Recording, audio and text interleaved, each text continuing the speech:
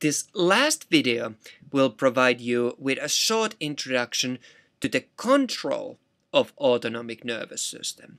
Let's have a look of it all. The centers within the central nervous system that control our autonomic branch are the brainstem and spinal cord, hypothalamus, and the cerebral cortex. In general, it could be said that the hypothalamus is the main integrative center of these. Please also note that the cerebral input may modify autonomic nervous system, but it does not do it consciously. So this system is not something that we really have a conscious control over.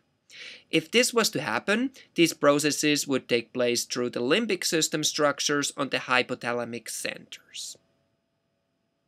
So see again how the hypothalamus plays a major role. Let's have a look of each of these control areas in more detail. First, the brainstem and spinal cord. Based on our current understanding, it seems that the brainstem's reticular formation has the most direct influence over autonomic nervous system.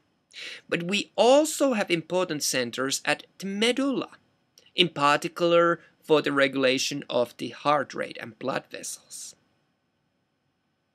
And control of the eyes, and by this I mean the pupil size and control of the lens, is largely from the midbrain.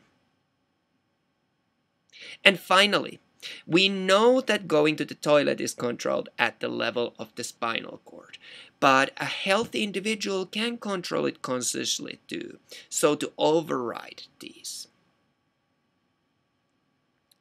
Next, let's look at the hypothalamus. And we saw earlier that this was especially important.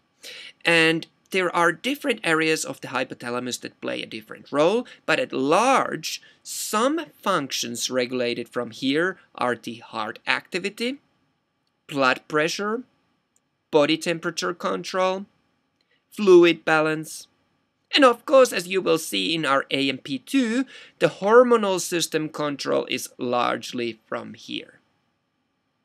And do not forget, a lot of the emotional responses are also regulated from here. Finally, let's look at the cortical regions Rho. And these allow us to override the control of some visceral functions. And what is interesting, there is some evidence suggesting that by utilizing these parts, it may be possible, at least to some extent, to control migraines too. So, I am going to leave you with this picture that nicely summarizes what we have just talked about.